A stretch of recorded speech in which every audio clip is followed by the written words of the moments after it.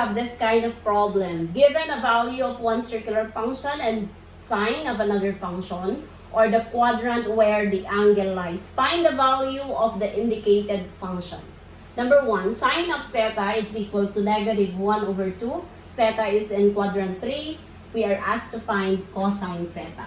So we have sine of theta, this is number 1, is equal to negative 1/2. And our theta is in quadrant 3. This one is quadrant 3. Our x is negative and our y is also negative. So this one is our cosine and this one is our sine.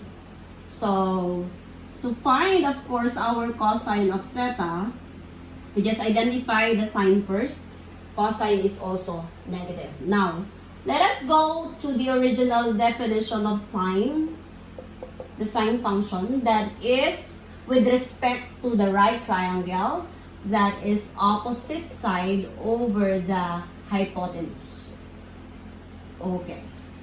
And then for the cosine, we have the adjacent side over the hypotenuse. In this case, we do not have the adjacent side yet. For the sine, we already have, of course, 1 as the opposite side, and the hypotenuse is of course 2. I did not include any more the negative sign because we know that sine is already negative. Okay, so going back. So using Pythagorean Theorem, this one is c squared is equal to a squared plus b squared. We know that the hypotenuse is 2 and the other side is of course 1. So this is 4 is equal to 1 plus b squared. So this is 4 minus 1 is equal to b squared. Therefore, we have 3 is equal to b squared. Getting the square root. So b is equal to square root of 3. Therefore, this b is our adjacent side. Okay. So we already have the opposite, the hypotenuse, and the adjacent side. So therefore, we can now give the value of this. The adjacent side is square root of 3. And the hypotenuse is of course 2. Number 2, we have cosine theta is equal to 3/5. Theta is in quadrant 4 and we are asked to find cosecant of theta. So we have cosine of theta is 3/5.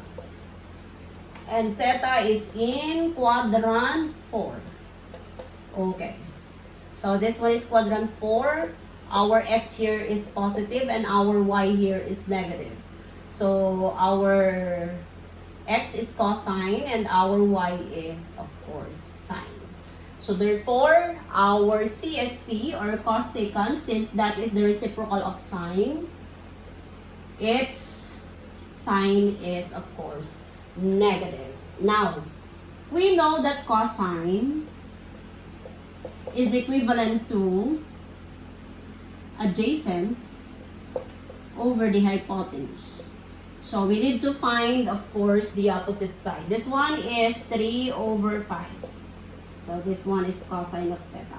Therefore, we have, again, using the Pythagorean Theorem, this one is 5. This one is 3. This one is 25. 9. This is 25 minus 9. Our b squared is equal to 16. So we have b is equal to 4. And this one is of course our opposite side. Okay. So since our opposite side is equivalent to 4, our sine therefore, our sine theta therefore is equivalent to the opposite, which is 4 over the hypotenuse 5.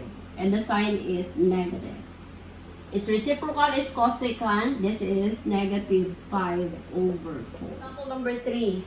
Cotangent theta is negative 2 over 9. Cosine of theta is less than 0. So, cosecant of theta. We are asked to find cosecant of theta. So, we have cotangent of theta is equal to negative 2 over 9. Okay. Cosine is less than 0. So, meaning to say, cosine is less than 0. It's between quadrant 2 and quadrant 3 because less than 0 means negative. Okay. So, our cotangent is negative 2 over 9. Meaning to say, our y is positive here. Why? Because we know that cotangent is the reciprocal of tangent. And tangent is defined as the opposite over the adjacent side. Okay, so meaning this one is equivalent to 2 over 9.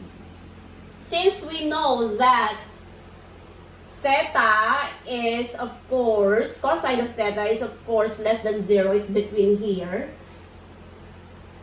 I conclude therefore that it is in quadrant 2.